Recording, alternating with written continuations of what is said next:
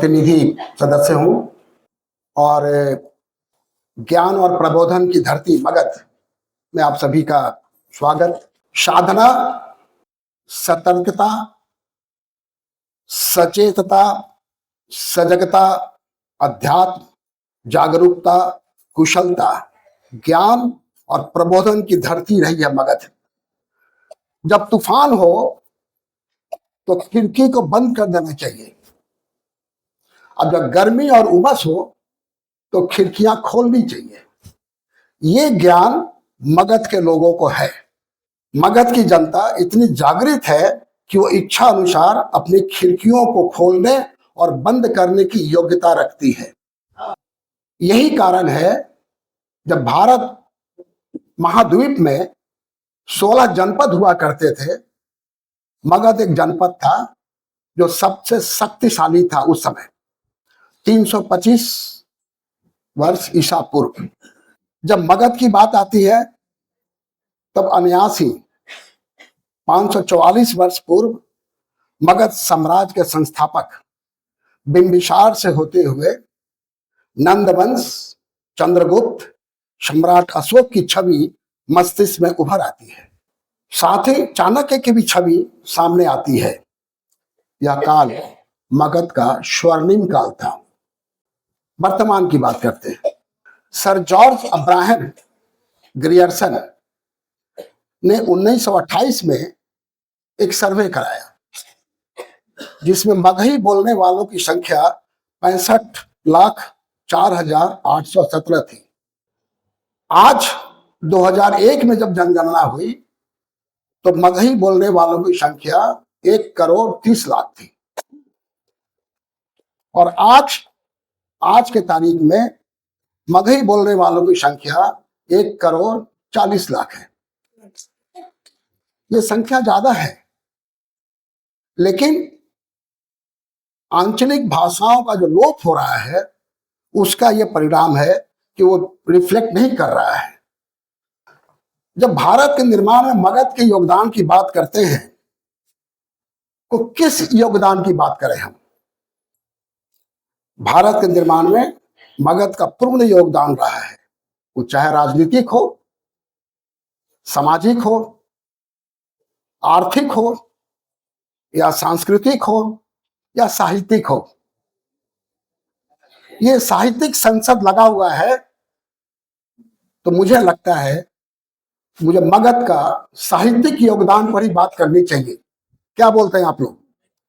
राजनीतिक बातें करने से कुछ नहीं, सब कुछ मालूम है। चंद्रगुप्त, अशोक, सब लोग मतलब जवान पर रटी हुई बात है। आज मैं बात करूंगा साहित्यिक योगदान क्या रहा है भारत के निर्माण में मगध का। इसलिए मैं बिंबिसार, अजातशत्रु, चंद्रगुप्त, अशोक जैसे मगध के शासक की बात नहीं करूंगा। मैं बात करूंगा बुद्धिजीवी, मगध के बुद्धिजीवी, चिंतक, कवि, कथाकार, कलाकार, नाटककार, गीतकार, साहित्यकार की बात करूंगा आज, क्योंकि यह साहित्यिक संसद लगी हुई है। इन क्षेत्रों में मगध का अभूतपूर्व योगदान रहा है। जब साहित्य रचना की बात करते हैं तो चाणक्य का विचार यह था, राष्ट्र निर्माण में कायर, स्वार्थी, वाचाल ये कोई स्थान नहीं है। जो आरंभ में तो आगे आप बढ़ते हैं पर बाद में अपने साथियों को प्रतीक्षा में छोड़ जाते हैं। राष्ट्र निर्माण का आधार सत्य, साहस, ऊंची महत्वाकांक्षाओं और ईमानदारी है। अंतर की आध्यात्मिक शक्ति न केवल भविष्य का सृजन करती है बल्कि भविष्य के लिए सामग्री का भी सृजन करती है। भारत के निर्माण में मगध अपनी संस्कृति, विशिष्ट भाषा, मगही साहित्य, लोकाचार, लोकगीत और त्योहारों से भारत को समृद्ध करता रहा है। जब बात मगध के साहित्य की होती है तब चाणक्य की चर्चा के बिना अखंड भारत के निर्माण में मगध का योगदान की बात अधूरी रह जाती है।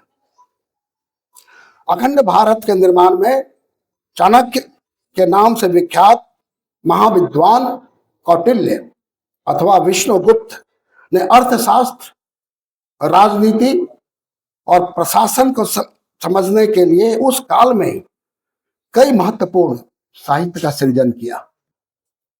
चाणक्य के बाद गुप्त काल में भी साहित्य में जब बात करते हैं तो गणित की बात करते हैं तो आर्यभट्ट की नाम भी आता है उसमें।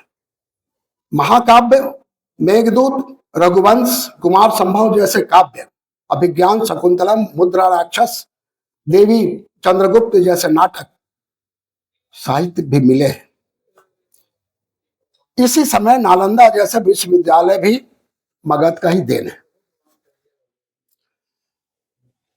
मगध की भाषा और बोली मगही है। मगही साहित्य से तात्पर्य उस लिखित साहित्य से है जो 8वीं और 11वीं शताब्दी के दौरान पाली मगध, प्राकृत मगध, मगधी, अपभ्रंश मगधी अथवा आधुनिक मगही भाषा में लिखी गई है। पौराणिक संस्कृत नाटकों में भी जब घरेलू भाषा दी जाती थी तो मगही भाषा का प्रयोग हुआ है उस समय भी। आधुनिक मगही काल औपनिवेशिक समय से आरंभ होता है। इस काल में लोक भाषा, लोक साहित्य संबंधी अध्ययन के परिणाम स्वरूप मगही के प्राचीन परंपरागत लोकगीतों, लोक कथाओं, लोक नाट्यों, मुहावरों, कहावतों और पहेलियों का संग्रह का कार्य हुआ। साथ ही मगही भाषा में आधुनिक और समकालीन सामाजिक परिवेश और जीवन संबंधी साहित्य अर्थात कविता, कहानी, नाटक, उपन्यास, एकांकी, ललित निबंध आदि की रचनाएं, पत्र पत्रिकाओं का प्रकाशन और भाषा और साहित्य पर नवीन दृष्टि से अनुसंधान हुए तथा हो रहे हैं। आधुनिक मगही साहित्य की चेतना का आरंभ मगही विद्वान और प्रमुख साहित्यकार आदरणीय श्री कृष्णदेव प्रसाद की रचनाओं में को माना जाता है।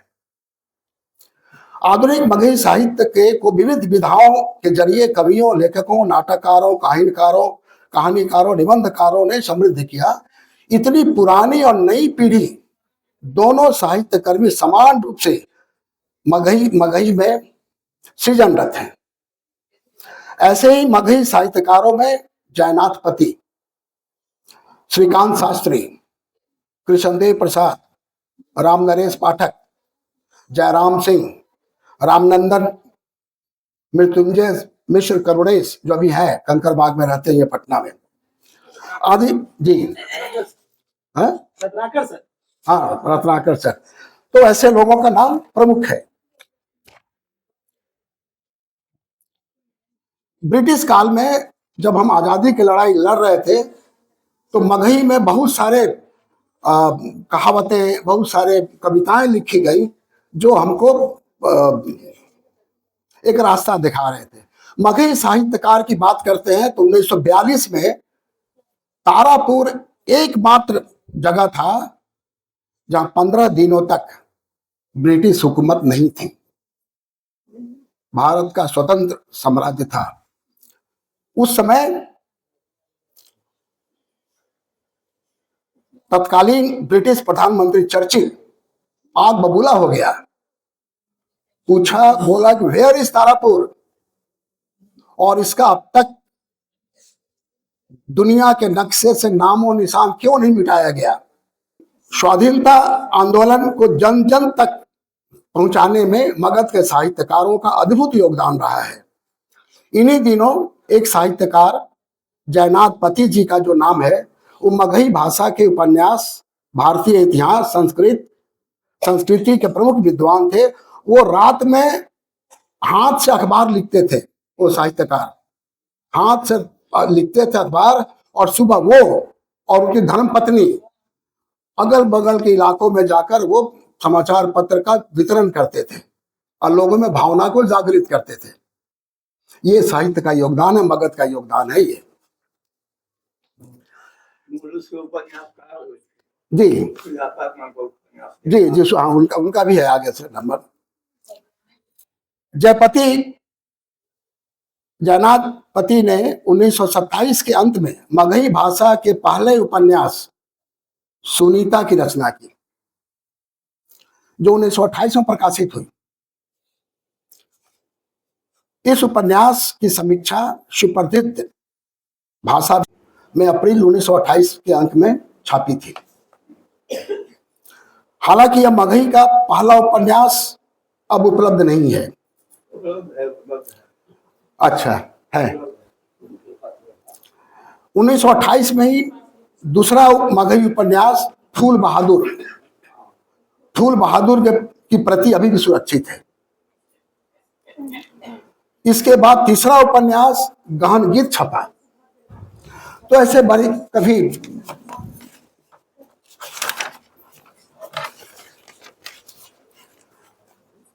मगही के पहले उपन्यासकार बाबू जगन्नाथपति बैद्यनाथ बाबू समकालीन साहित्यकार कृष्णदेव प्रसाद लोग थे। इसी कड़ी में साहित्यकार श्रीधर प्रसाद शर्मा का योगदान भी याद किया जाता है। प्रबंध काव्य एवं महाकाव्य के सृजन में मगध के साहित्यकारों का पांचजन्य की गूंज पूरे भारत में आज भी सुनाई देती है। इस कड़ी में हरिहर नाथ मिश्र कृत ललित भगवत ललित रामायण, प्रोफेसर डॉक्टर मुचकुंद शर्मा कृत मगही रामायण, उन्होंने मगही में भी रामायण लिखी, राम प्रसाद सिंह द्वारा लोहा मरद, इसकी कई किताबें हैं। साहित्य की विधा कथा कहानी के माध्यम से भी मगही साहित्य में भारत के साहित्यिक पटल पर ध्रुव तारा की तरह चमकता रहा है। उदाहरण के तौर पर तारकेश्वर भारतीकृत नैना काजर, जितेंद्र वत्सकृत क्रियाकरम और भी हैं। भारत के निर्माण में अपनी भूमिका निभाने वाले कथा कहानी के अलावा मगही में प्रकाशित उपन्यास की सूची भी बहुत लंबी है।